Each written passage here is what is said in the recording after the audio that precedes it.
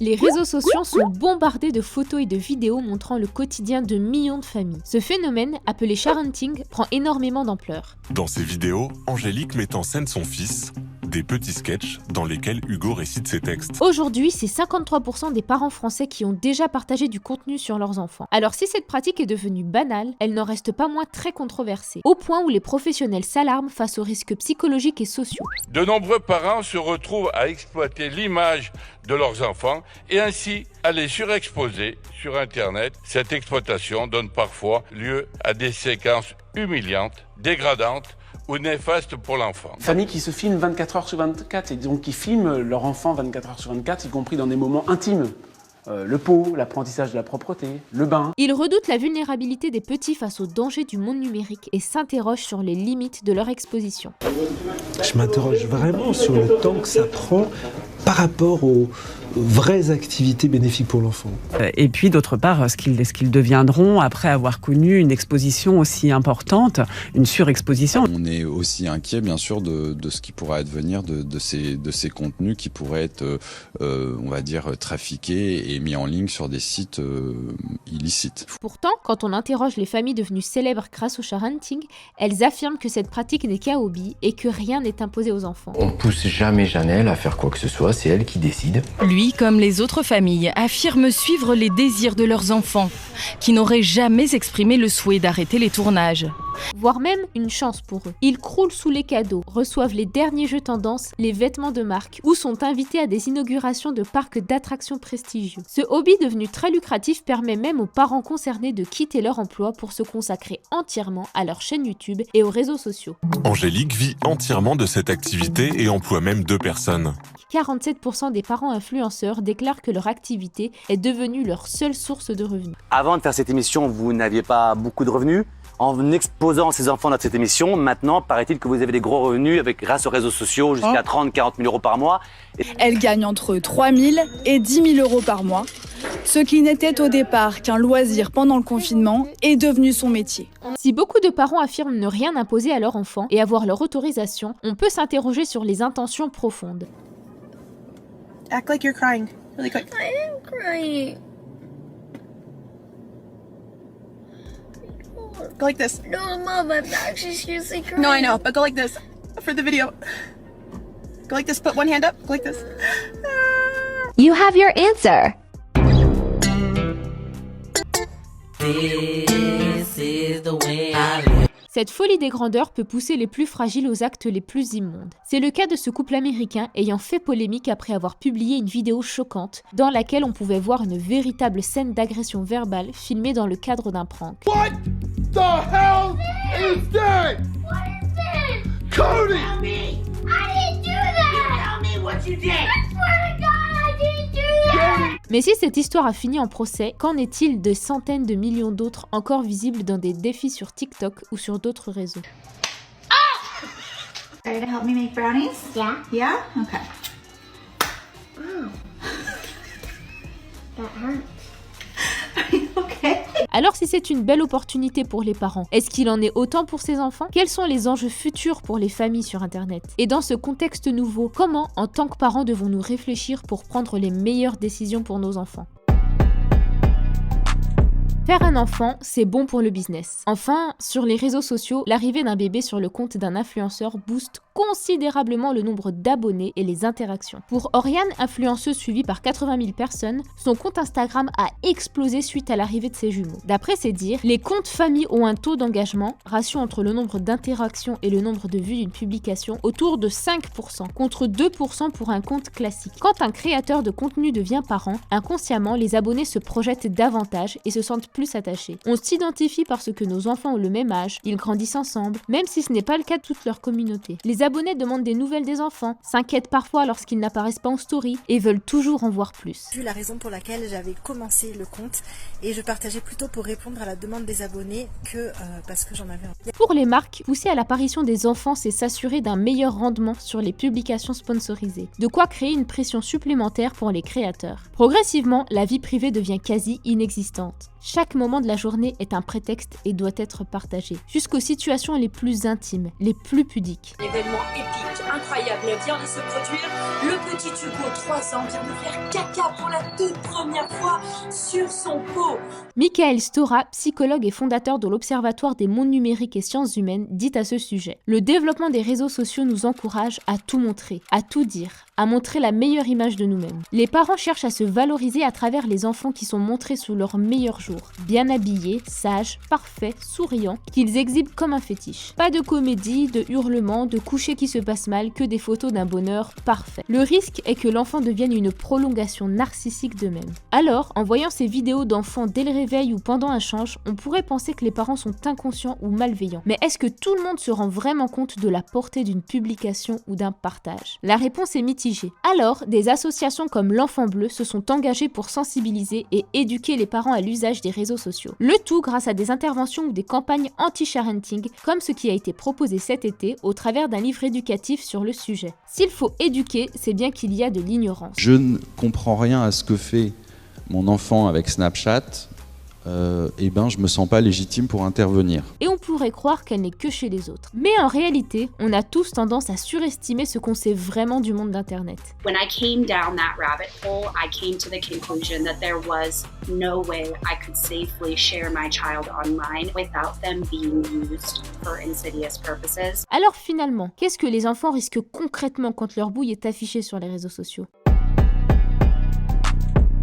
Les enfants stars ont toujours existé et on trouve tous ça normal. Qu'ils soient acteurs, mannequins ou chanteurs, ils sont rigoureusement encadrés par des managers, des lois qui limitent leur exploitation et des règles strictes qui limitent leur exposition. Pourtant, malgré tous ces efforts, on ne compte plus les scandales d'abus, d'agression ou simplement de mauvaise évolution. Alors, qu'est-ce qui se passe quand tout se déroule au sein même des familles, dans les réseaux sociaux, bien avant que les politiques prennent le temps d'encadrer la pratique? Alors là, dans le loup. On va recommencer parce que Fantin il a baillé. Ah. Bah Fantin, t'es fatigué mon puceron? Ah oui. Pourtant t'as pas aimé. S'il était sur un tournage professionnel, Fantin devrait faire des pauses toutes les heures et demie, c'est la loi. Mais en famille, il n'y a pas vraiment de règles, ce sont les parents qui gèrent. Quand les revenus de la famille dépendent de la quantité de vidéos postées, jusqu'où sont-ils prêts à aller? Also, if you're making money on your family, put some money away for the kids. It is not the kids' responsibility to support you, but your responsibility to support your kids. On ne sait pas ce qu'il se passe à la maison quand la caméra est éteinte. Et puis, on peut s'interroger sur les relations intrafamiliales. L'enfant ne pourra pas dire non parce qu'il a la crainte de décevoir son parent, parce qu'il a le sentiment que si le parent lui demande de faire ça, c'est pour son bien. Donc effectivement, il y a probablement une sincérité des parents lorsqu'ils disent si l'enfant dit on arrête, mais c'est méconnaître justement la psychologie des enfants et oublier le fait que justement l'enfant ne va pas pouvoir. Si à la base le sharenting était vraiment un hobby pour quelques familles, c'est devenu une industrie aux règles floues et aux conséquences mal comprises. On observait que il y avait des familles qui avaient été jusqu'à déposer en tant que marque les prénoms de leurs enfants. Donc moi après ça on me répond par presse interposée qu'il s'agit uniquement d'activités de loisirs.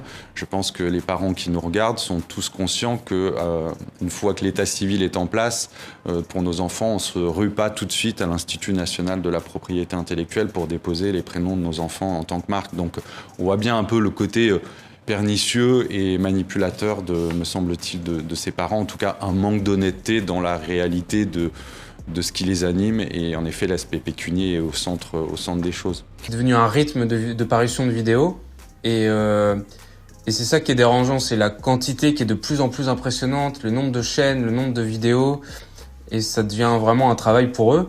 C'est maintenant, on le ressent de plus en plus que c'est vraiment le but, c'est l'argent. Alors, tout ça concerne une minorité des familles. Mais qu'en est-il pour le simple partage des moments du quotidien par n'importe qui sur les réseaux sociaux? Publier des photos ou des vidéos de ses enfants sur ces plateformes, c'est prendre des risques. Car quand les brebis dansent, les loups ne sont jamais très loin. En 2020, cette jeune maman de 29 ans découvre avec horreur que les photos de son bébé ont été volées sur ses réseaux sociaux pour être publiées sur un site de prédateurs d'enfants. Mais pour une histoire qui fait la une des journaux, combien se passe dans l'indifférence de tous? Est-ce que ça a une chance de vous toucher, vous et votre famille? Selon une étude du Centre national pour enfants disparus et exploités de 2020, 50% des photographies qui s'échangent sur les forums pédopornographiques ont été initialement publiées par des parents sur leurs réseaux sociaux. Vous vous demandez ce qu'Hugo va penser de toutes ces vidéos dans 10 ans, par exemple ? Bah bien sûr, mais aujourd'hui, il est content de les faire, etc. Et si un jour il me demande, maman, supprime-les, je les supprimerai en fait. Enfin, je respecterai sa volonté. Faux. Ce qu'il faut bien garder à l'esprit, c'est qu'Internet n'oublie jamais rien. Un clic par un inconnu n'importe où dans le monde et sans aucun retour possible. Même si vous décidez de supprimer ce que vous avez publié, les données restent stockées sur des serveurs à l'autre bout du monde. Rien ne disparaît réellement de la toile. Et il est là le problème. Ils sous-estiment le risque qu'ils prennent en affichant leur enfant. Comme le dit Michel Fize, sociologue et ancien chercheur au CNRS, c'est une pratique qui révèle beaucoup de la mentalité des parents et de leur méconnaissance des pièges d'Internet. Pire encore, l'arrivée de l'intelligence artificielle qui devient aujourd'hui accessible à tous amplifie le risque de détourner les photos et les vidéos publiées. Très clairement, il y a des gens qui utilisent mon contenu posté sur les réseaux pour faker des faux nudes de moi. Il existe aussi des photomontages plus poussés. On va prendre le corps d'une actrice où on vient photoshopper ma tête dessus. Enfin, je sais pas si vous vous rendez compte de l'ampleur du problème. Je vous laisse imaginer ce que peuvent produire des personnes mal intentionnées avec les vidéos de vos enfants. C'est assez dérangeant, mais c'est une réalité qui peut avoir de lourdes conséquences dans une vie. Le consentement de l'enfant, quand il est respecté, a ses limites, puisqu'il n'a pas conscience de tout ce que cela implique. So do you think kids should have veto power, the ability to say, please take that down, you have to? I absolutely think the kids should have veto power. And again, it's because of how aware I am of the implications of the digital footprint that I say that. Ce serait dommage d'abîmer la relation avec votre enfant parce que vous teniez absolument à partager des clichés de lui. You know, the photo of me in a bathing suit. Someone out there could look at my body and think something of me that I wouldn't want them to think. But you go on the beach in those clothes, and strangers could take photos of you on the beach and do what they want with those photos. But you're my parent, you're my mom. Right. Yeah, I would think about that, yeah. Justine Atlan, directrice de l'association e-Enfance, met en garde. L'effet peut être assez violent pour un adolescent de voir des photos de lui, enfant, dans le bain, dans son intimité, ainsi partagées sur les réseaux sociaux. Quand on est adolescent, on est assez pudique et dans le contrôle de l'image. Se prendre en selfie 12 fois par jour est un choix qui lui est propre. Mais lorsque les parents l'exposent, ils lui donnent une e-réputation, une existence médiatique qu'il n'a pas forcément envie de gérer. Des enfants devenus majeurs ont déjà engagé des procédures contre leurs parents. La plus célèbre est certainement le procès de la photographe Irina Ionesco, poursuivie par sa fille au sujet des clichés réalisés pendant son enfance. Le tribunal a condamné la mère à des dommages et intérêts et à la restitution d'un certain nombre de négatifs. Selon une étude publiée de Microsoft en 2019, 4 adolescents sur 10 estimaient déjà que leurs parents les avaient trop exposés sur les réseaux sociaux. Et on risque de voir de plus en plus d'affaires de ce type devant la justice. Car la génération d'enfants vivant le sharenting est encore trop jeune pour réaliser l'impact de ces partages. Hey Mom, hey Dad. It's me, Ella. Well, a digital version of me. Just a bit older. Amazing what technology can do these days, isn't it?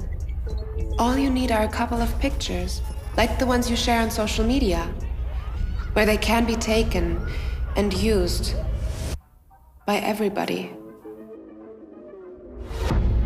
I know, for you these pictures are just memories, but for others, they are data.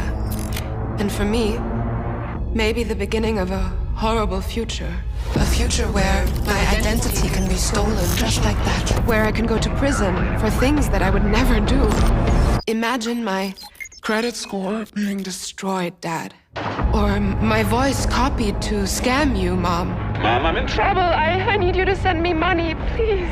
I don't want to become a meme, humiliated by everyone at school. Kill yourself, you fucking loser.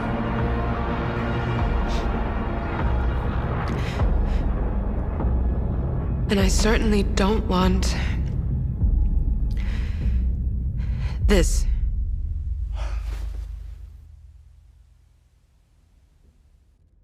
What you share online is like a digital footprint that will follow me around for the rest of my life.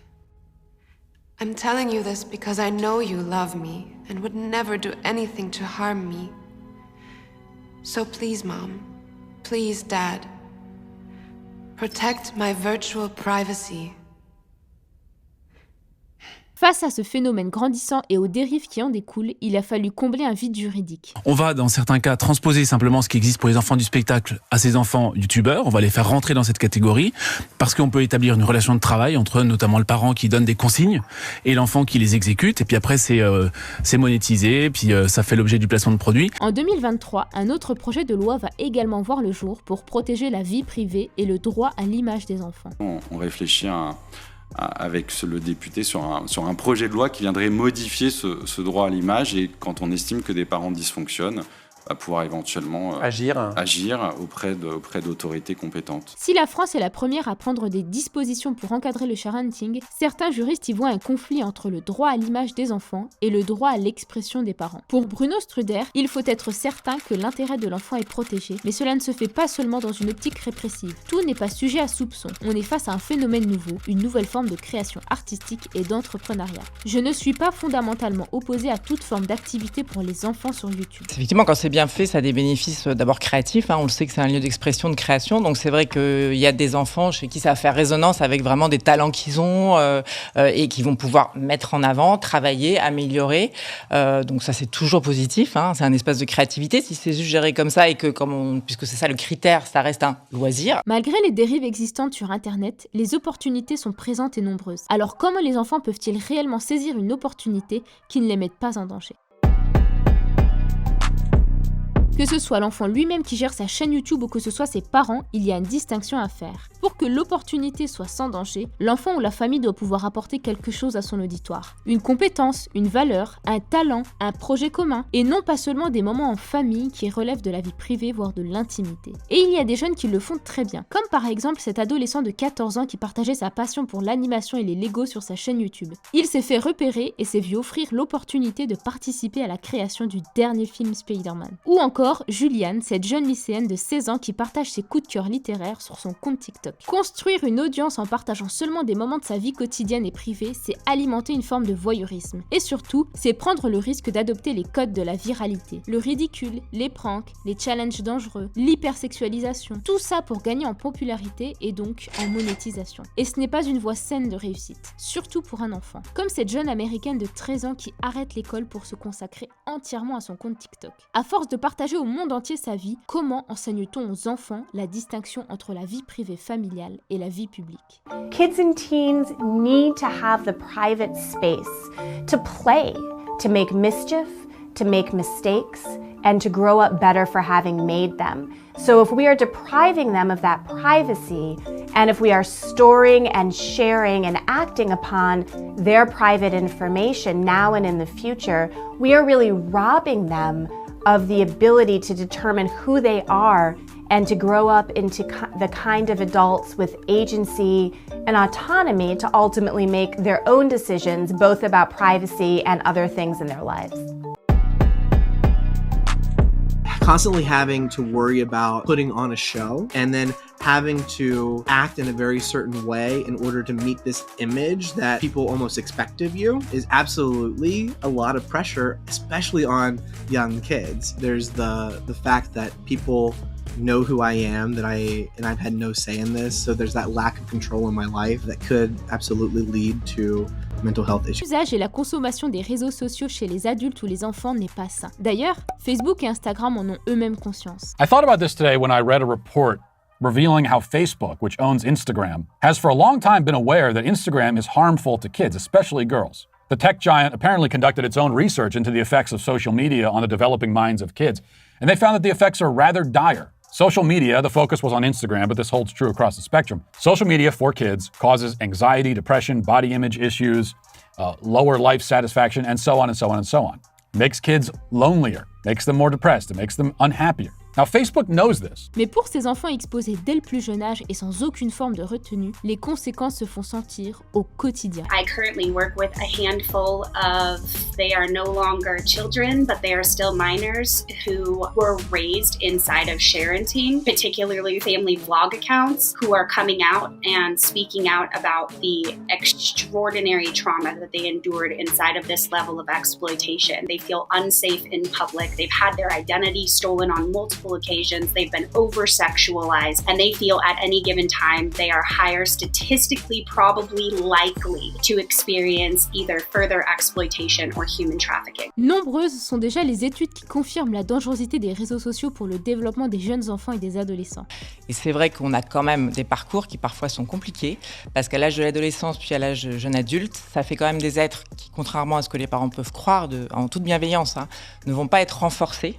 Ça rend forcément, ça rend assez dépendant du regard des autres, ça rend assez dépendant de sa propre image, et c'est vrai que ça peut fragiliser au contraire beaucoup, et effectivement avoir des impacts sur la santé mentale, sur effectivement l'état psychologique de ces enfants et ces adultes. Pour le professeur Philippa Dietrich, psychologue, chercheuse et experte en image corporelle, bien que certains aspects des réseaux sociaux puissent favoriser le contact et le bien-être, des dizaines de recherches scientifiques ont démontré ces dernières années qu'ils peuvent influencer négativement la confiance en soi, l'humeur et l'estime de soi. C'est le cas lorsque les utilisateurs passent beaucoup de temps à publier des selfies, à utiliser des applis de retouche et des filtres pour changer leur apparence, à se comparer aux autres et à obtenir une validation par le biais de commentaires et de likes. Il est donc absolument indispensable d'aider les jeunes à développer des aptitudes leur permettant de naviguer sur les réseaux sociaux de manière saine et productive. They're not learning how to be authentic people or how to live an authentic human life. Many kids today simply do not know how to find joy or happiness or fulfillment outside of the screen. Though they can't really find it inside the screen either, so they just don't have it at all. Mais rassurez-vous, on peut protéger nos enfants. Parce qu'aujourd'hui, on découvre progressivement les dérives et les conséquences d'une exposition précoce des enfants sur les réseaux, on ne peut plus faire la sourde oreille. On doit agir pour nos enfants. Si la génération précédente ne savait pas tout ça, maintenant, nous, on le sait. Et il y a un juste milieu à trouver. We don't need to break all our devices. We don't need to go live in a log cabin.